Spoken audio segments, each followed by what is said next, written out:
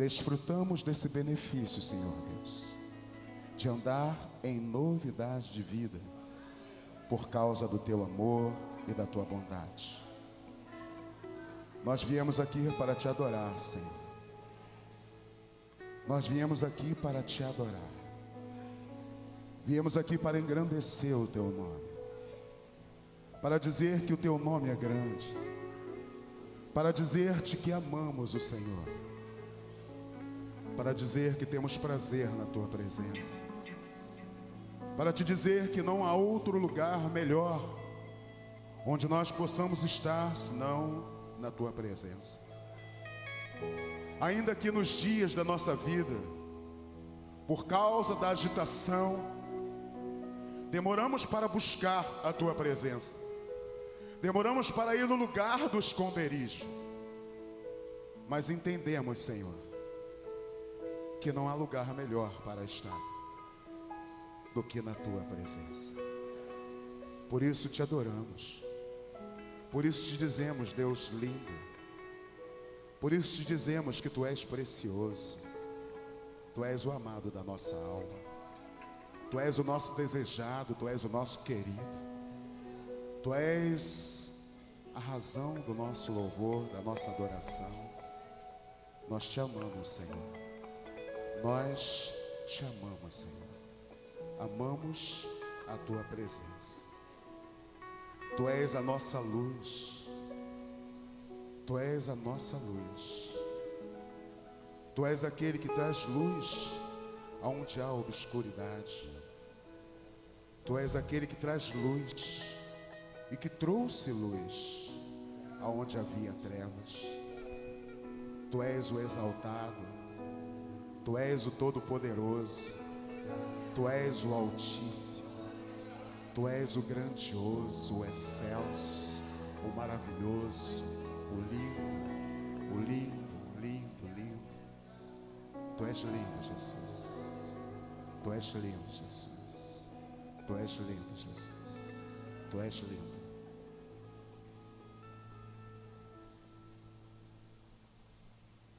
Tu és lindo, Jesus. Querido, não tenha pressa de sair desse ambiente da atmosfera, onde a presença de Deus, ela mexe no nosso interior, ela muda o nosso emocional. Não tenha pressa de sair desse ambiente. Ele é lindo.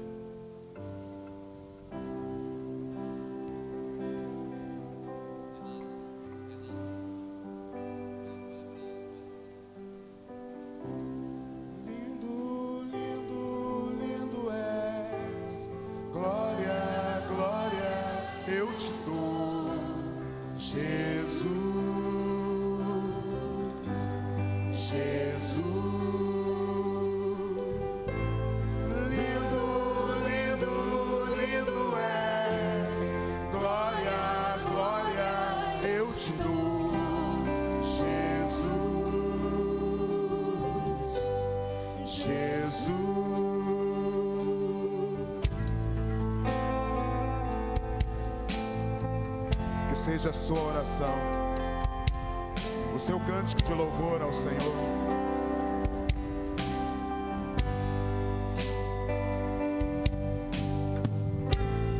Lindo, lindo, lindo és, glória, glória, eu te dou, Jesus, Jesus.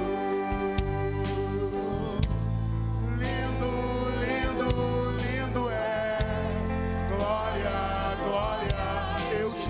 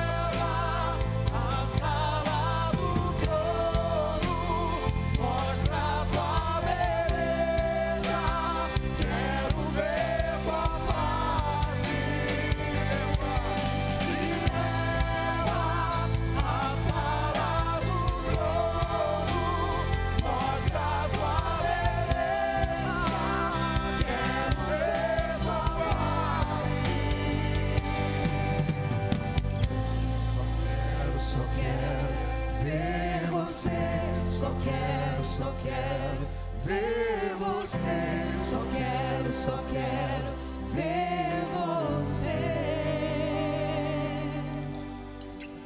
Só quero ver você. Só quero ver você. Só quero ver você.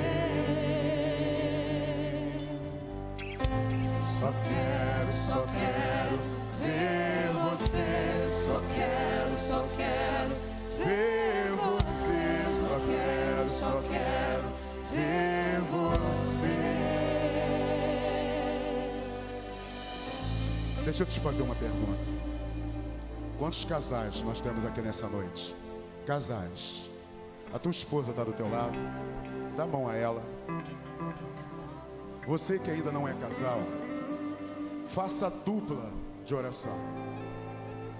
Procure alguém do seu lado, faça dupla. Se una a alguém e faça dupla. Mas deixa eu falar uma coisa para você antes de você começar a orar.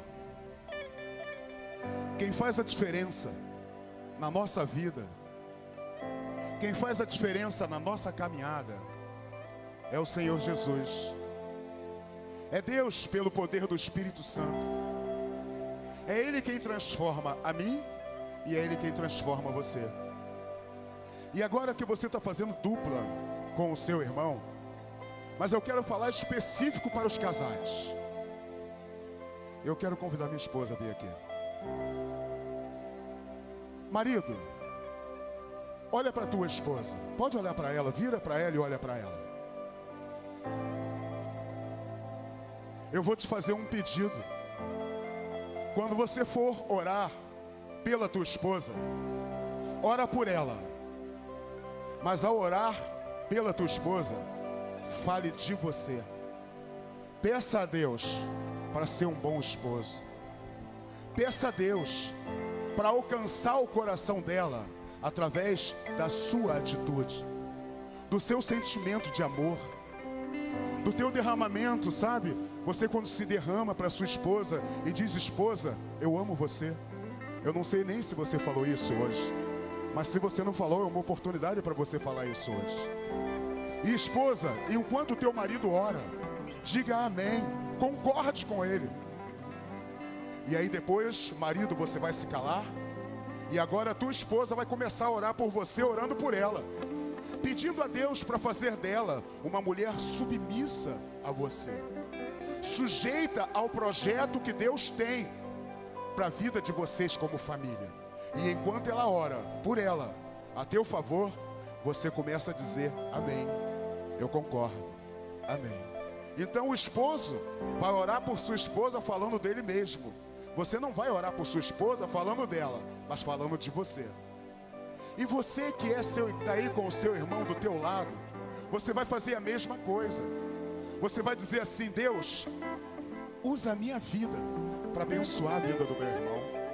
Faz de mim uma pessoa amável, cordial, íntegra, honesta, confiável. E o teu irmão vai concordar com você. E aí depois, o teu irmão vai orar por você falando dele. Deus, me usa também para ser um diferencial na vida do meu irmão. Vamos fazer isso? E enquanto a gente faz isso, os instrumentos vão estar ministrando. Olha, seja livre para expressar a tua fala diante de Deus. Amém? Regina está sozinha. Por que Regina está sozinha? Ele está lá fora? Vem cá, Regina. Vem cá, Regina. Vem cá. Vem cá, Regina. Me empresta a sua esposa um instantinho. Ora com ela. Ora com ela. Ora com esse obreiro aí, ó. Ora com esse obreiro. Ora com esse obreiro. Ó, não muda a oração não, tá? A oração não muda não, tá? A oração não muda. Continua orando por ele.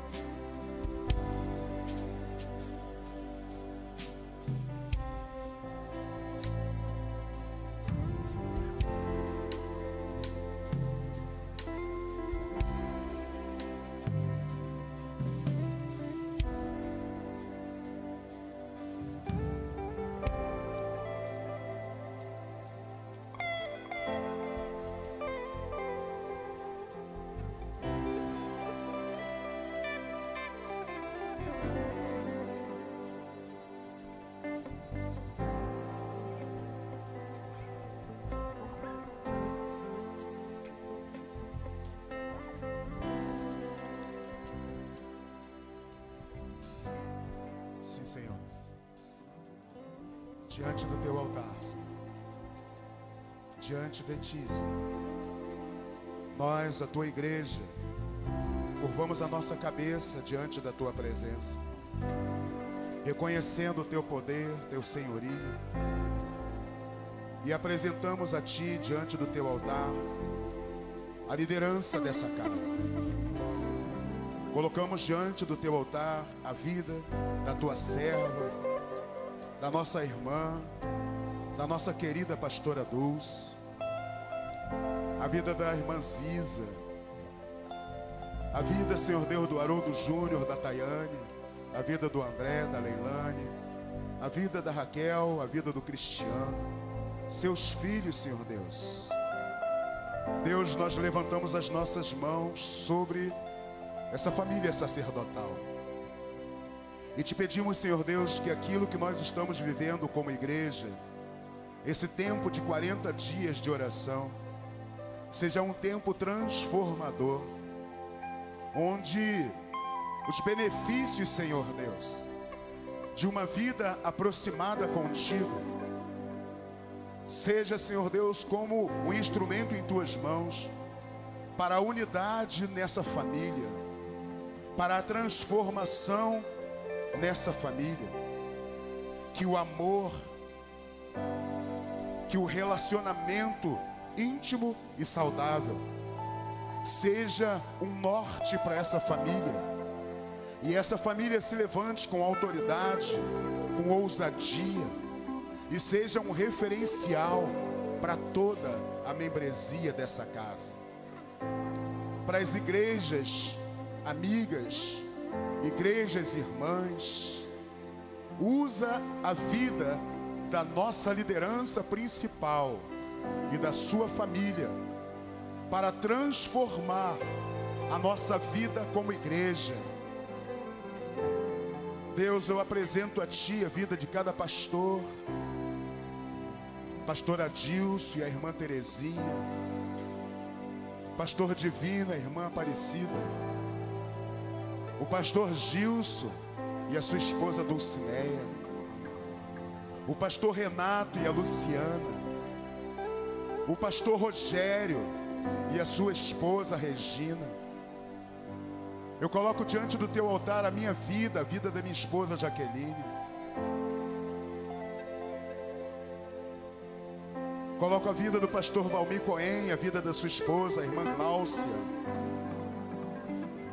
Deus, em nome de Jesus, apresentamos a ti os nossos filhos, aqueles que têm netos, os netos, as noras, os genros. Apresento a ti os sobrinhos. Deus, que o ministério pastoral seja um ministério tão íntimo contigo, que faça diferença na vida daqueles que se aproximam de cada um de nós. Que nós, como família ministerial nesse lugar, sejamos um instrumento de bênção na vida de cada homem, mulher, jovem e criança que se aproximar desse lugar. Deus, que a manifestação da tua glória e do teu poder seja evidenciada através da nossa vida. O corpo diaconal dessa casa, cada diácono, cada diaconisa, cada esposa, cada filho, cada ministério representado, Deus, cada líder de frente de trabalho, Deus, nós abençoamos a vida desses homens, mulheres, desses trabalhadores, Senhor Deus, que têm colocado as suas vidas a serviço do reino, aqueles que não têm medido esforços para, Senhor Deus, cumprir o teu chamado neste lugar. Deus, que a bênção do Senhor nessa noite redunde, Senhor Deus, em graça, em ousadia, em intrepidez e autoridade sobre a vida de cada um deles, e que eles continuem caminhando firmes, a passos firmes na tua presença, olhando somente para o Senhor, que é o autor e o consumador da sua fé. E assim, Deus, eles sejam bem-sucedidos onde quer que eles porem as mãos. Que eles sejam abençoados ao entrar e ao sair. Que eles sejam, Senhor Deus, como verdadeiros atalaias, como verdadeiros guerreiros em meio à tua igreja.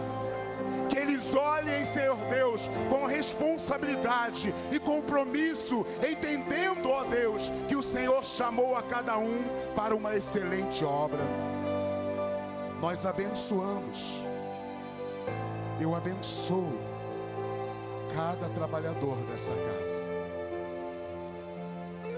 assim como abençoamos juntos a vida de cada membro ativo, cada pessoa que entra por essas portas para nos visitar, que sejam impactados pela tua presença, que sejam, ó Deus, envolvidos pela nuvem da tua glória, e que o fogo comece a arder, e que o fogo comece a arder, e comece a queimar. Que o fogo, esse fogo que purifica, que limpa, que restaura, esse fogo, Senhor Deus, que aquece, que fortalece, que anima, inflame o coração de cada um que entra por essas portas.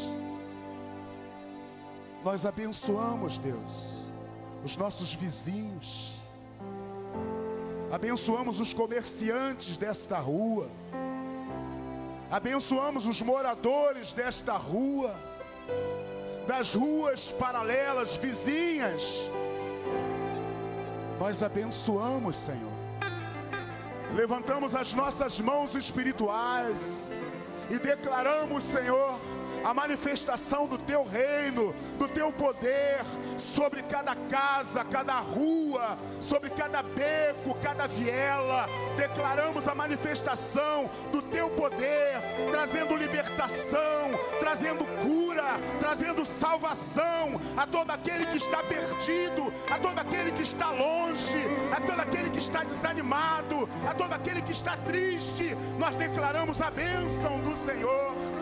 Abençoamos a nossa vizinhança com a bênção da paz, a bênção da paz. Declaramos e profetizamos a paz do Senhor sobre este lugar, a paz do Senhor sobre este bairro.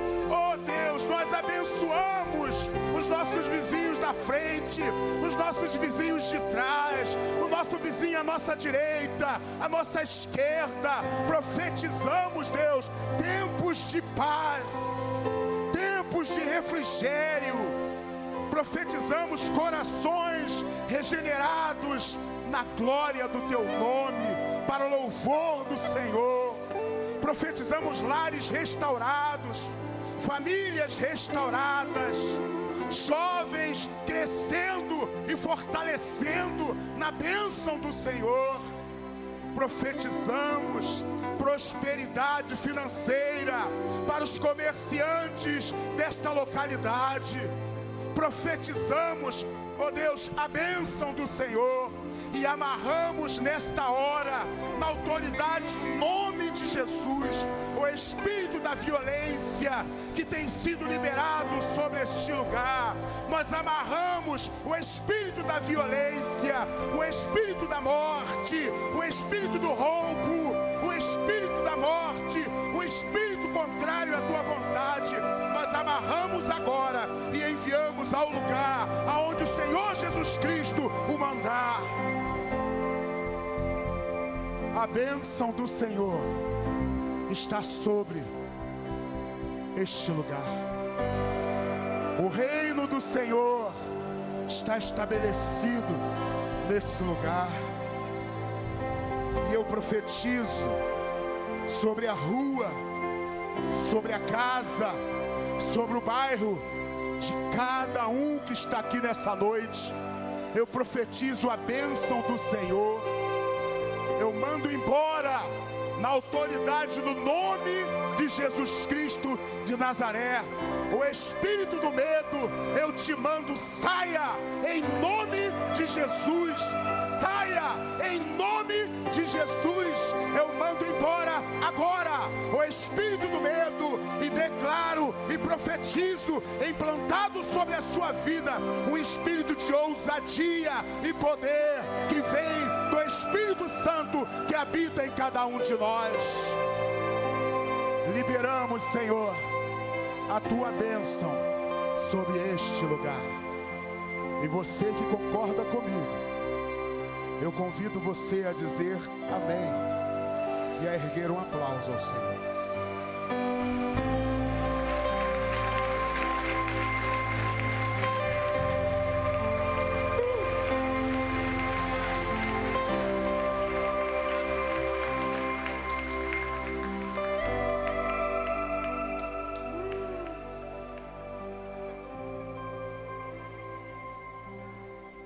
Você pode sentar um pouquinho? Obrigado, viu? Vocês são ótimos. Tássila, que bom te ver. Eu não tinha visto você.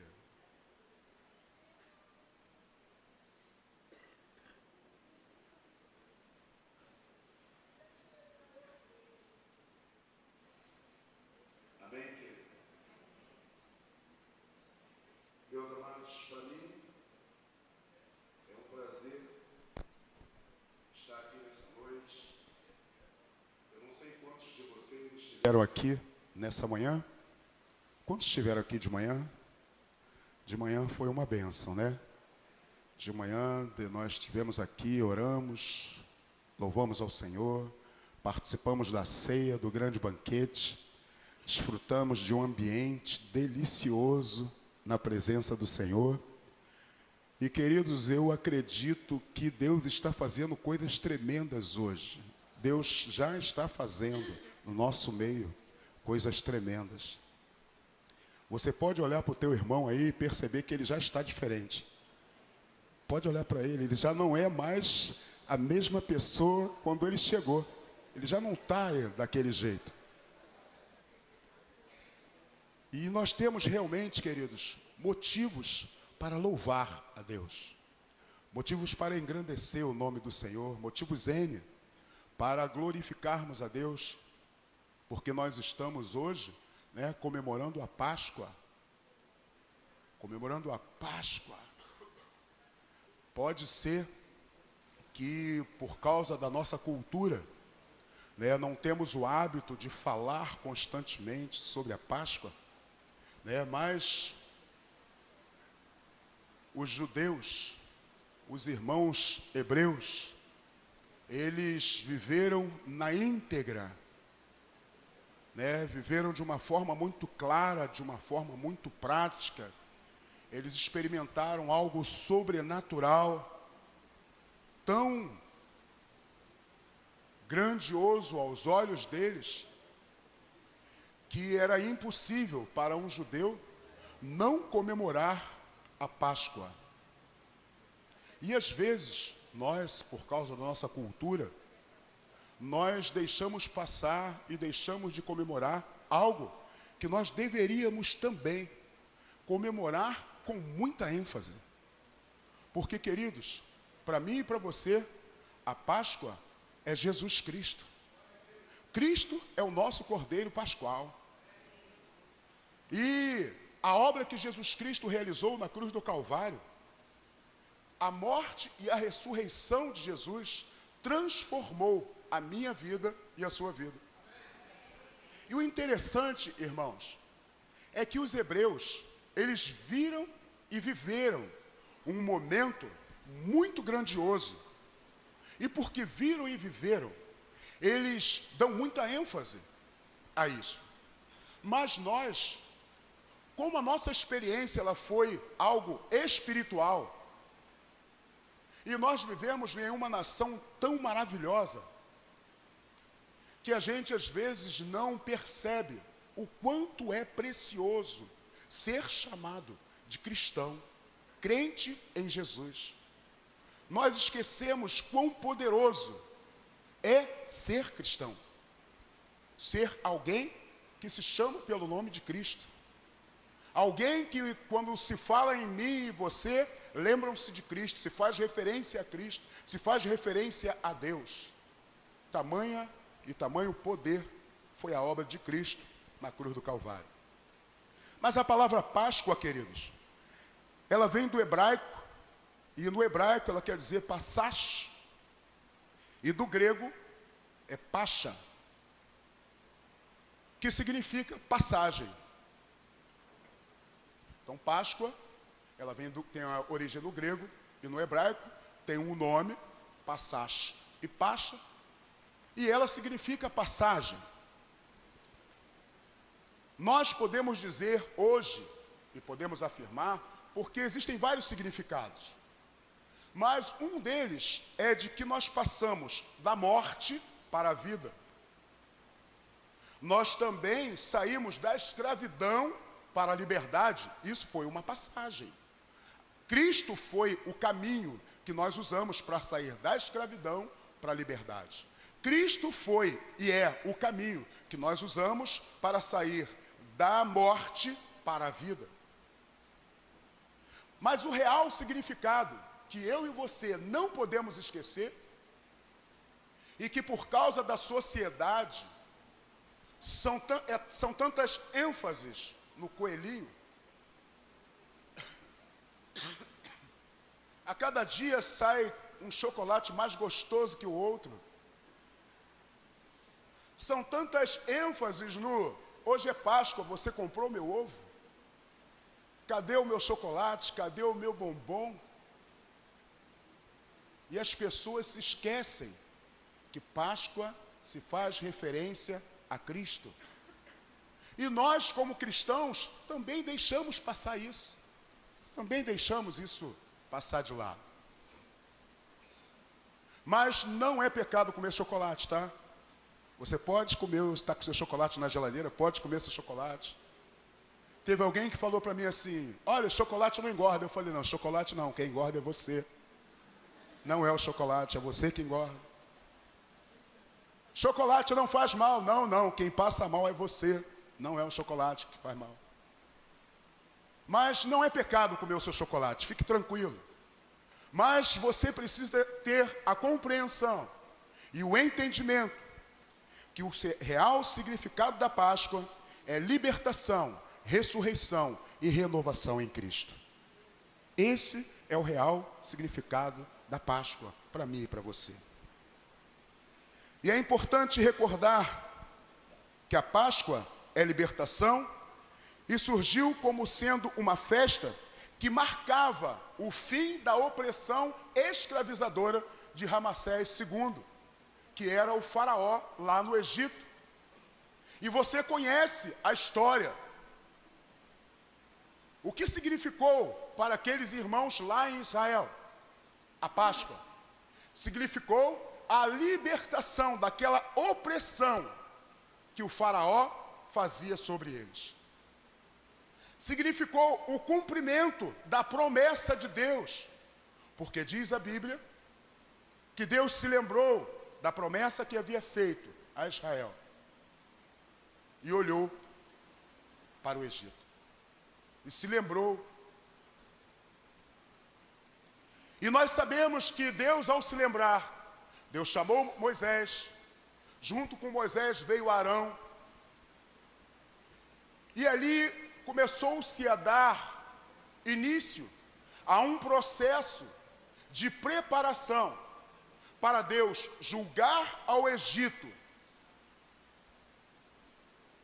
e mudar a história de Israel, dos hebreus. Porque, queridos, o texto nos diz que Deus é quem endurecia o coração de Faraó. Deus endurecia o coração de Faraó. Para os hebreus, Faraó estava resistente a Deus. Faraó não queria deixar eles irem embora. Faraó os oprimia, tempo após tempo. A cada praga, uma violência maior. Para eles era motivo de sofrimento e terrível angústia, mas Deus endurecia o coração de Faraó, porque Deus queria julgar o Egito e glorificar o seu nome nos hebreus. Deus sempre tem um propósito, querido, naquilo que Ele faz, na minha e na tua vida. Pode ser que você diga para mim hoje, mas pastor, estamos vivendo no tempo da graça. Eu fui salvo pela graça, a graça me salvou. Hoje a Bíblia diz que eu sou nova criatura. A Bíblia diz que eu estou em Cristo e já nenhuma condenação há. Mas pastor, eu estou vivendo um monte de problema, um monte de dificuldade. É dificuldade no casamento, dificuldade no trabalho, é dificuldade com a família, é dificuldade com o filho. É problema no meu relacionamento interpessoal com algumas pessoas. Eu tenho inimigos que não acabam mais. Faço tudo e não sei por que não muda. Queridos, por que não muda, eu não sei. Mas uma coisa eu sei: Deus está tratando de você. Deus está forjando você em meio a temperaturas altas. Quanto maior a temperatura, mais puro fica o ouro. Está difícil, querido?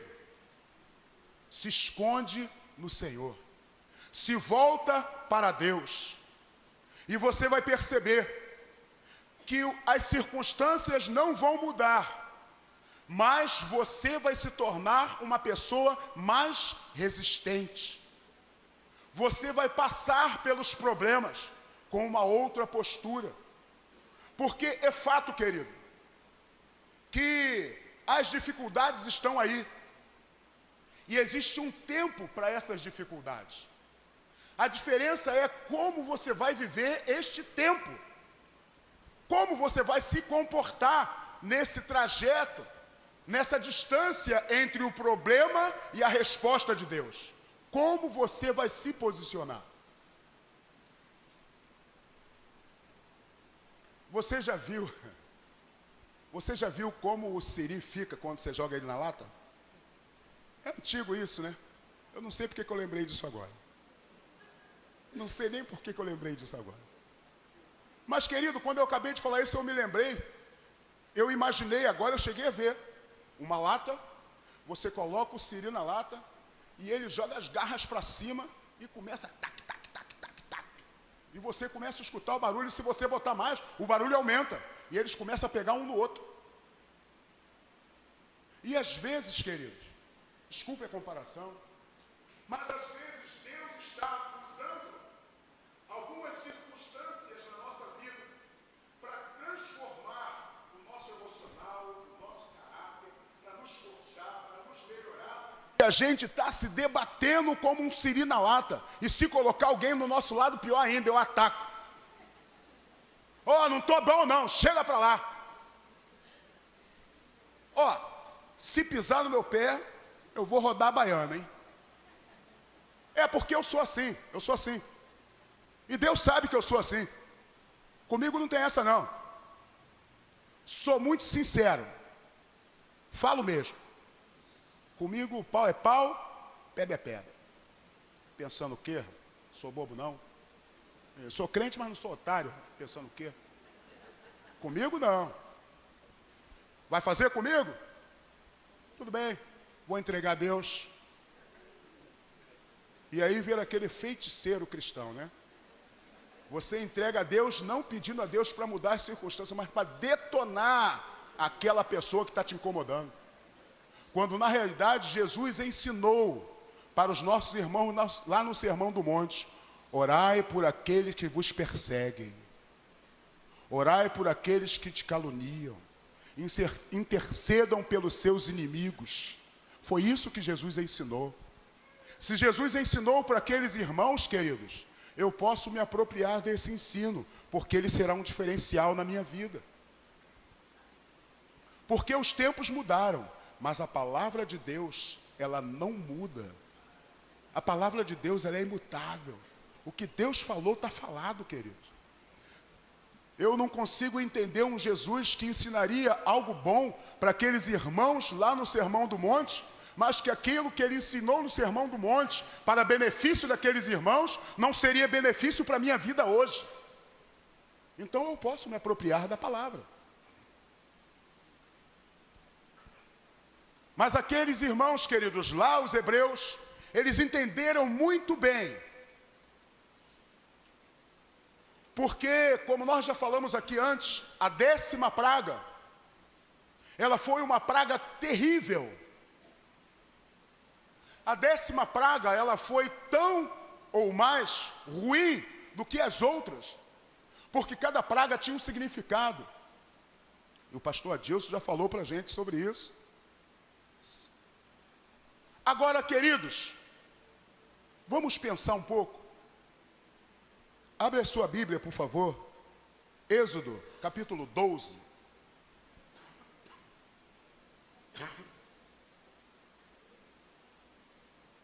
Eu quero fazer menção de um versículo que me chamou muito a atenção. Eu gostei desse versículo. Êxodo, capítulo 12. Vamos ler o que Deus falou para os nossos irmãos hebreus lá no Egito. Olha o que Deus falou. Primeiro, eu vou falar para você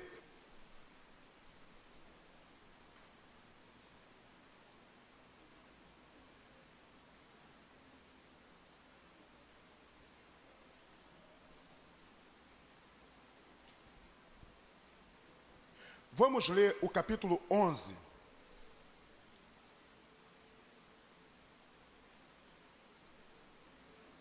No versículo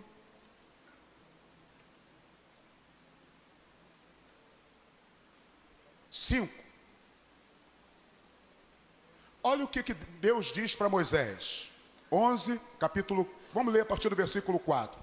Diz assim: Moisés disse: assim diz o Senhor, cerca de meia-noite passarei pelo meio do Egito, e todo primogênito na terra do Egito morrerá, desde o primogênito de Faraó, que se assenta no seu trono, até ao primogênito da serva que está junto a Mó, e todo o primogênito dos animais. Versículo 6.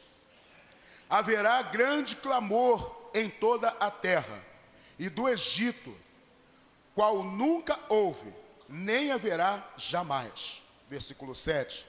Porém, contra nenhum dos filhos de Israel, desde os homens até os animais, nem ainda um cão rosnará, para que saiba que o Senhor fez distinção entre os egípcios e os israelitas. Deus afirma que vai julgar o Egito, mas ao mesmo tempo em que ele diz que vai julgar o Egito, ele diz que não acontecerá com Israel, com os hebreus, aquilo que ele estaria julgando e sentenciando o Egito. Mas para que eles não passassem pela mesma situação que os egípcios viveriam, eles precisariam fazer algo. E o que ele diz que eles teriam que fazer?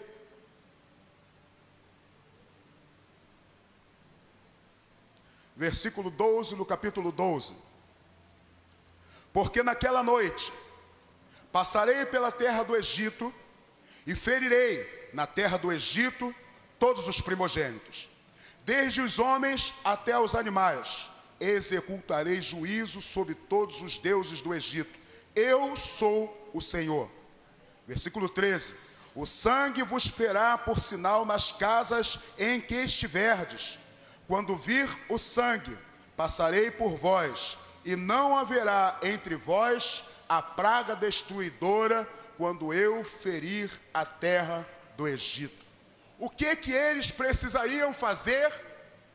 O que eles precisariam fazer para não sofrer a mesma praga que viria sobre o Egito? Eles deveriam pôr o sangue do cordeiro nos umbrais da sua porta. Um cordeiro precisaria ser morto por famílias. E algo muito legal que eu achei muito interessante foi que Deus, quando falou isso para eles, a intenção de Deus era mostrar para eles que haveria uma proteção. Deus os protegeria se o sangue estivesse sobre a vida deles. O sangue era a proteção para esses homens. E foi a proteção. E assim aconteceu.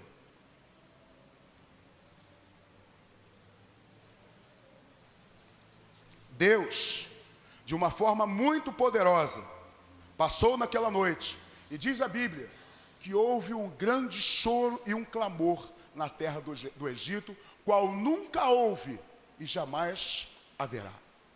Foi terrível aquele momento para os egípcios, mas foi poderoso para os hebreus. Porque aquela situação, aquele momento, aquilo foi a Páscoa do Senhor. Um tempo de libertação. Um tempo de passagem da escravidão para a liberdade. E eles comemoram com muita ênfase. Eles comemoram muito. Porque, queridos, às vezes, nós damos mais valor quando vivemos um problema do que quando Deus nos livra de um problema. Às vezes, é preciso você passar por um problema tamanho para você reconhecer que Deus te deu livramento naquele problema. E aí você fala, Deus me livrou, Deus fez coisa poderosa, tal. Mas a gente tem falado para algumas pessoas que não precisa passar por alguns problemas para perceber Deus agindo do mesmo jeito, de forma tão sobrenatural. Eu preciso aprender isso, querido. Eu preciso aprender isso. Eu preciso aprender a me antecipar e evitar um problema na minha vida. Eu preciso buscar de Deus graça, ousadia, direção e força para ser obediente a Deus e a sua palavra, para não viver as consequências que a sociedade aí fora está vivendo. E aí eu volto a bater na mesma tecla. Quantos maridos, esposas estão sofrendo porque não obedecem a Deus e a sua palavra? Porque num relacionamento onde Deus diz que o homem precisa amar a sua esposa e a mulher precisa ser sujeita, submissa ao seu marido, num relacionamento onde o homem casa para fazer a esposa feliz e a esposa casa para fazer o esposo feliz, é um relacionamento que houve isso, mas durante a caminhada a esposa não está mais satisfeita porque o marido não faz o que ela quer, e o esposo não está satisfeito porque a esposa não faz o que ele quer. E aí começam os problemas, e aí começam os conflitos, e daqui a pouco estão falando em desistência. Chega, eu não quero mais.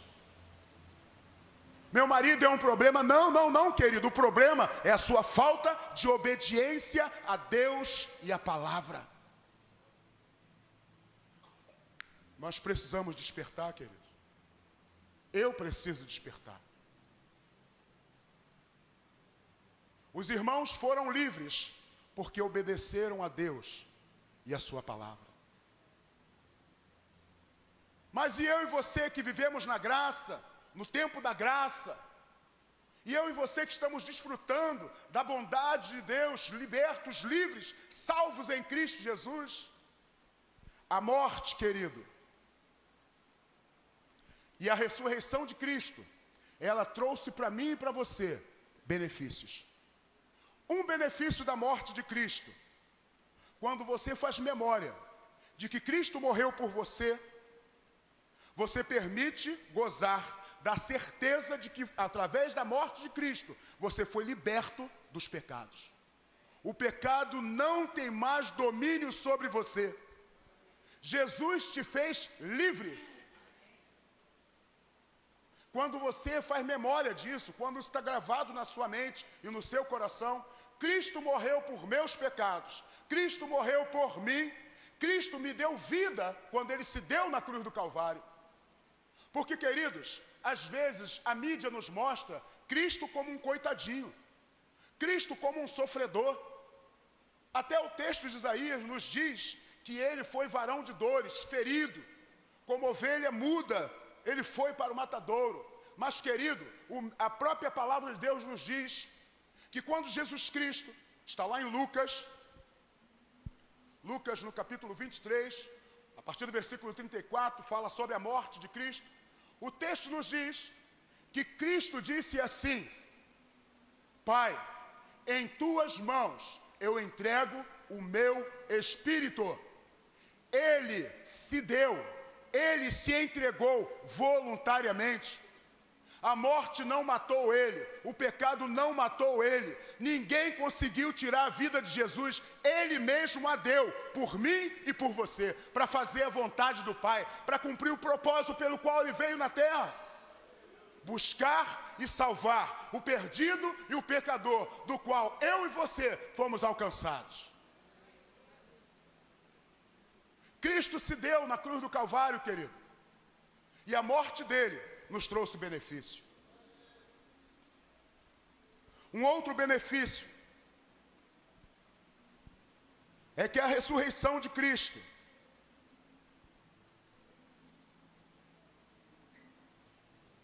a ressurreição de Cristo, ela nos trouxe vida junto com Ele. Ressurgimos junto com Ele. Ele morreu sim, mas não ficou preso à morte. Ele ressuscitou. Eu gostaria de convidar você, eu convido você a abrir a sua Bíblia, Lucas capítulo 24.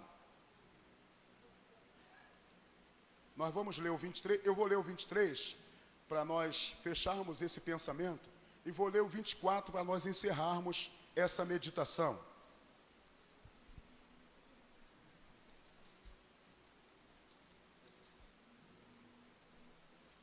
Lucas capítulo 23, versículo 24, versículo 44,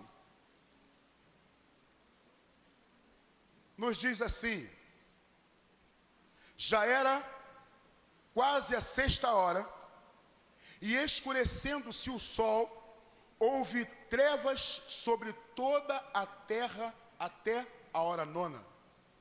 E rasgou-se pelo meio o véu do santuário. Então Jesus clamou em alta voz: Pai, nas tuas mãos entrego o meu espírito. E dito isto, expirou. Vendo o centurião o que tinha acontecido, deu glórias a Deus, dizendo: verdadeiramente este homem era justo.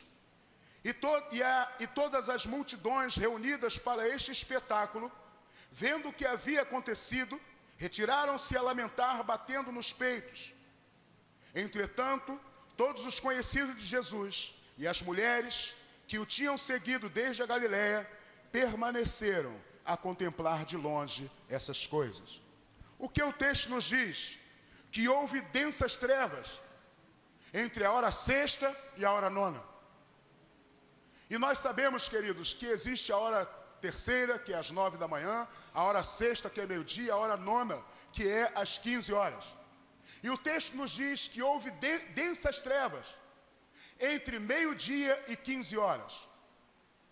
E enquanto houve densas trevas entre meio-dia e 15 horas, a escuridão foi tão profunda que literalmente ofuscou a luz do sol. E o que Jesus experimentou nessas 3 horas de densas trevas, eu e você não vamos descobrir nunca. Mas foi cantada uma música aqui na hora do ofertório que diz: eu nunca saberei o preço dos meus pecados lá na cruz.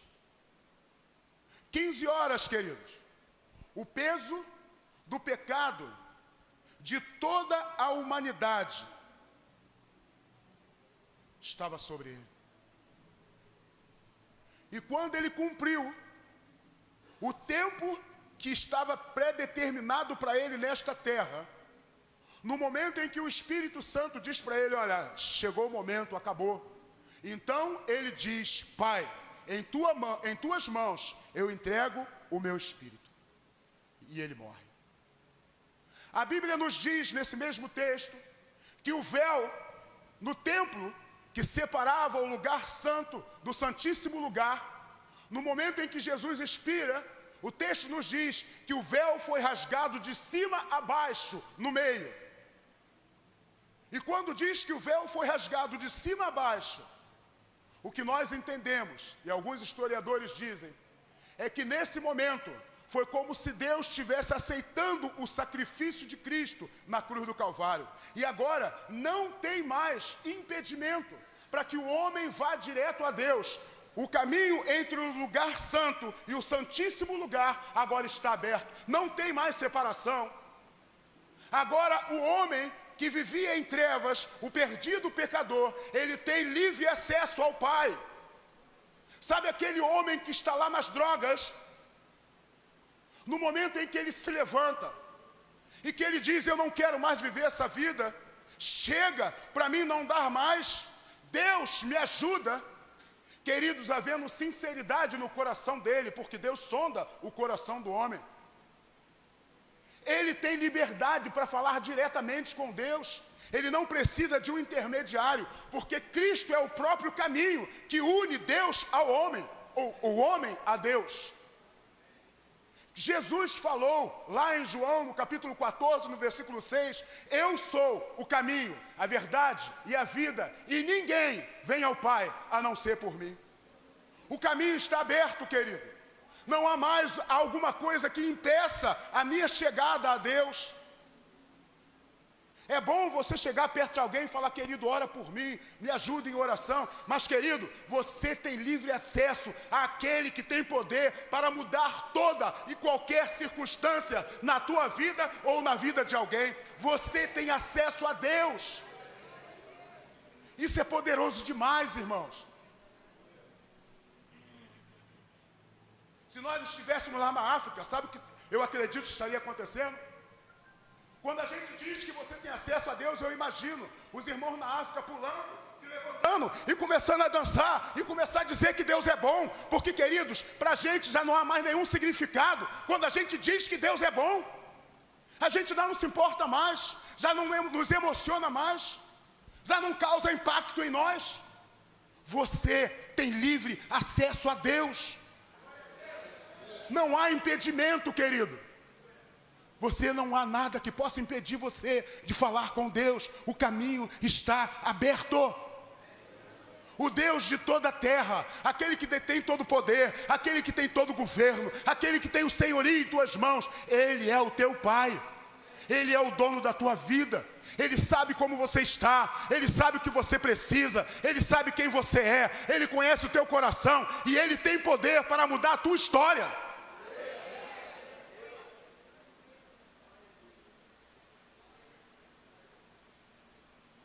Não dá para ficar impassível diante disso.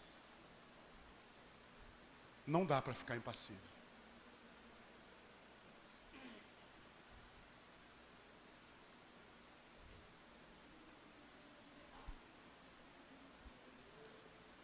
Aquelas pessoas que estavam ali, quando elas veem Jesus dizer, em tuas mãos entrego o meu espírito, um soldado romano, ele reconhece que aquele homem era justo. E diz alguns historiadores que esse homem, ele se converteu verdadeiramente a Jesus. E ele viveu como Marte, morreu como Marte, por causa de Cristo. Mas havia outras pessoas que saíam dali, batendo no peito, sabe? Sabe aquela agonia de coração? Sabendo que algo terrível aconteceu. Mataram o justo. E ele sai batendo no peito. Enquanto uns saem batendo no peito, sabe? Outros ficam olhando de longe. Aquela cena drástica.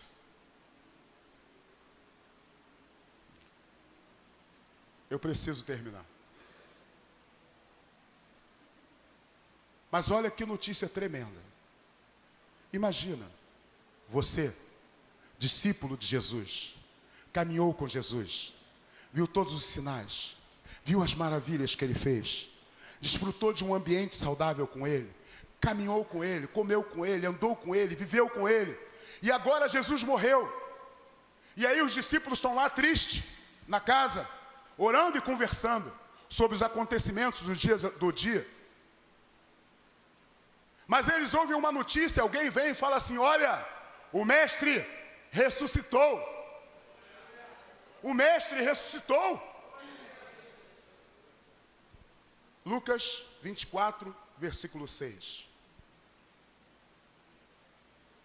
Eu imagino, queridos, o sentimento que ficou no coração destas mulheres. Vamos ler do capítulo 1. Mas, no primeiro dia da semana, que era o domingo, alta madrugada, foram elas ao túmulo, levando os aromas que haviam preparado, e encontraram a pedra removida do sepulcro. Mas ao entrarem, não acharam o corpo do Senhor Jesus. Aconteceu que, perplexas a esse respeito, apareceram-lhe 2 varões com vestes resplandecentes. Estando elas possuídas de temor, baixando os olhos para o chão, eles lhe falaram: por que buscais entre os mortos ao que vive? Ele não está aqui, mas ressuscitou. Lembrai-vos de como vos preveniu, estando ainda na Galileia, quando disse: importa que o Filho do Homem seja entregue na mão de pecadores, e seja crucificado, e ressuscite no terceiro dia.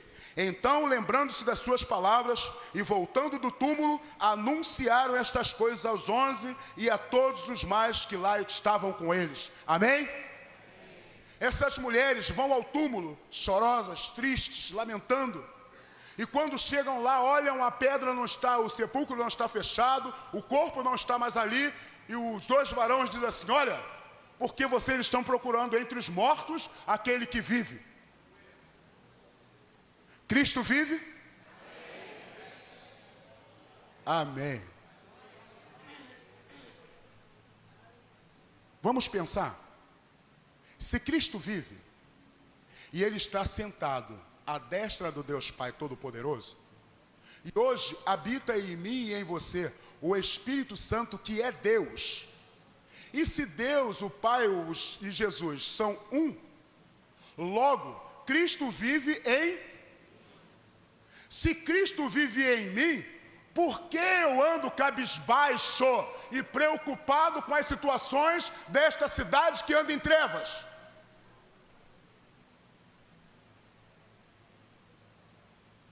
Essas mulheres estavam procurando entre os mortos aquele que vive. Havia sido anunciado a elas, pelo próprio Jesus, que ele precisaria ser morto, crucificado, ou seja, ser entregue a pecadores, ser morto e ressuscitar. Ele falou isso para elas. Só que as circunstâncias as fizeram esquecer. Mas quando o anjo avisa, elas se lembram. Quando elas se lembram, sabe o que elas fazem? Elas se levantam e correm para anunciar que ele ressuscitou. Isso é Páscoa. Você sabe o que eu e você precisamos fazer? Anunciar a todas as nações que Cristo vive, que Ele ressuscitou, que Ele transformou a minha e a tua vida, que Ele é poderoso, que Ele faz obras maravilhosas. Nós precisamos anunciar para as pessoas aquilo que essas mulheres anunciaram, uma boa notícia. O texto nos diz que os discípulos se levantaram e saíram correndo para ir até o lugar, e eles disputavam um com o outro. Que isso? Feliz, peraí, se cumpriu a palavra, ele ressuscitou, ele está vivo, eu tenho que estar com o meu mestre. Vamos ficar de pé, queridos.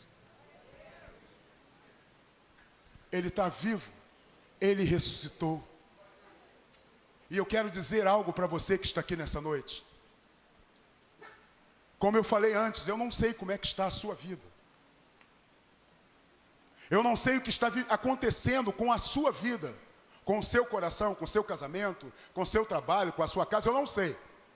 Mas eu sei de uma coisa: o Todo-Poderoso pode mudar esta história. E mais legal, você não precisa de ninguém para intermediar entre você e Deus. Você tem livre acesso ao Pai. Amém? Você tem livre acesso, querido. Eu queria cantar uma música. Qual vai ser a música? Tem um monte. Tem um monte. Gente, tem um monte de música aqui dentro. E aí eu tenho dificuldade de escolher esse monte de música, porque é muita. Mas cadê a Tássila aí? Tássila, mas você tá tão bonitinha. Vem cá, Tássila. Aqui perto de mim. Esse é um novo tempo. Vocês acreditam que a gente está vivendo um novo tempo? Eu acredito. Tá tão bonitinha, tá igual uma garotinha. Ela não tá igual uma garotinha, gente? Gente, desde o início do ano, eu tenho declarado isso, que nós estamos vivendo um novo tempo.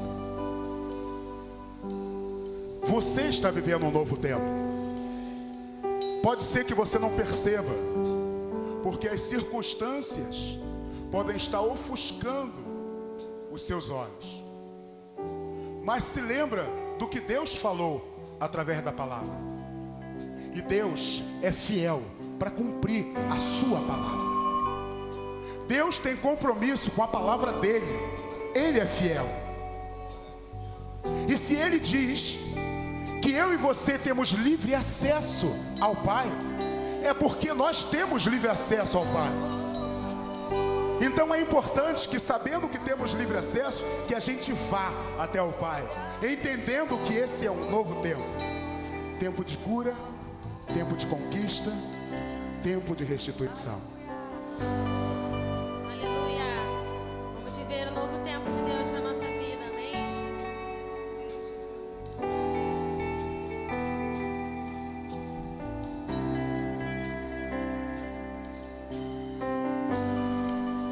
Esse é o novo tempo de Deus pra mim.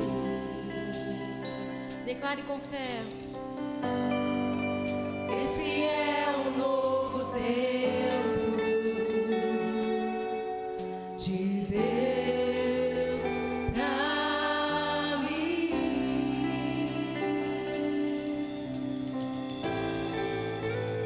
Tempo de cura,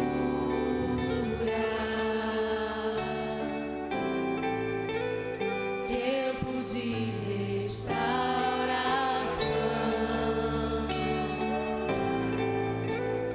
tempo de conquista,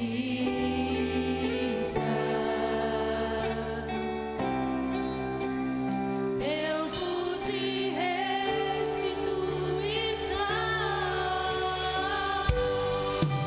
Algo novo Deus tem pra mim. Deus tem algo novo pra você, igreja. Receba com fé o novo de Deus pra sua vida. Eu me abro pra receber. Eu me abro para viver novo tempo.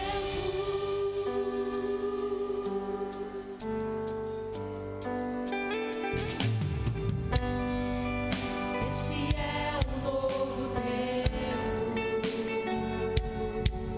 de Deus pra mim.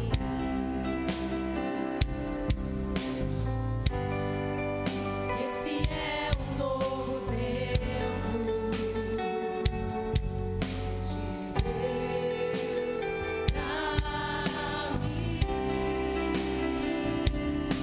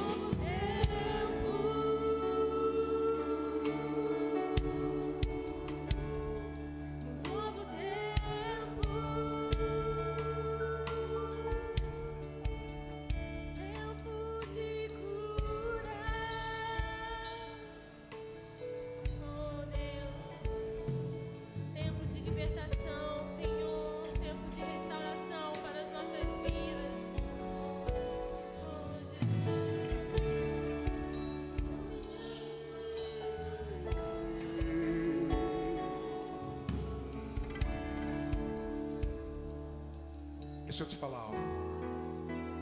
Você que está aqui nessa noite, que diz no teu coração: olha, eu estou precisando viver esse novo tempo, e eu quero receber a oração para que eu consiga entender e experimentar essa qualidade de vida. Se você que está aqui nessa noite nunca teve a oportunidade de dizer sim para Jesus, e vem à igreja, vai e volta, mas ainda não deu passos firmes na direção dele, para permitir que ele venha e faça morada no teu coração, e você tenha essa experiência com ele, eu quero orar por você nessa noite. Aonde você está? Você que diz nessa noite: eu quero tomar essa decisão com Jesus, eu quero caminhar com Jesus na minha vida, eu quero entregar a minha vida a Jesus, para que Ele faça morada no meu coração, e essa morada dele no meu coração seja o diferencial. Há alguém nessa noite que queira entregar a sua vida ao Senhor Jesus? Tem alguém que estava afastada da comunhão com o Senhor,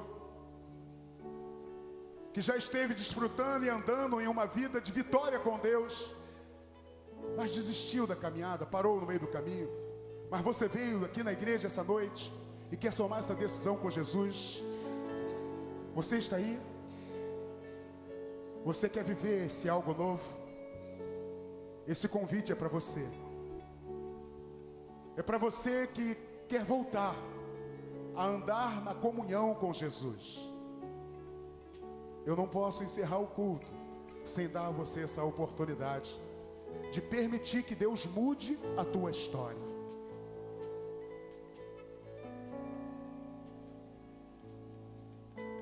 Eu vou estar encerrando o culto,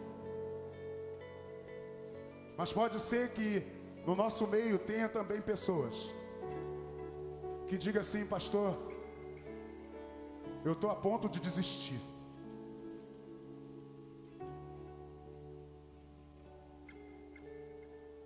Mas eu vou andar mais um tempo. Eu estou a ponto de desistir, mas eu quero caminhar com Deus. Você que está aqui nessa noite e que deseja receber uma oração com imposição de mãos, nós estamos aqui para orar por você. Temos pastores aqui que podem orar por você, que podem ajudar você através da oração da imposição de mãos. Tem alguém que queira receber essa oração de imposição de mãos? Não? Levante as suas mãos e vamos agradecer ao Senhor. Deus, muito obrigado. Obrigado porque o Senhor é um Deus presente. O Senhor sim é presente. O Senhor sim é real. O Senhor sim é digno de honra, glória e louvor. E nessa noite, Pai, em comemoração de Páscoa, nós te dizemos muito obrigado pela tua obra realizada na cruz do Calvário, pela tua morte e a tua ressurreição. Obrigado pela tua entrega voluntária, que mudou a minha história, mudou a nossa história, mudou a história de cada homem e mulher neste lugar.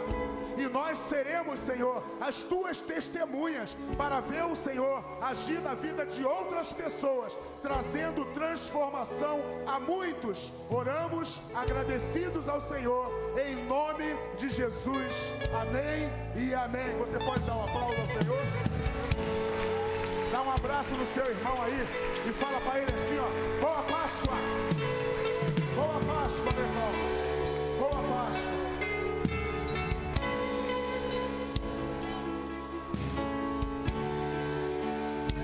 Deus te abençoe, querido.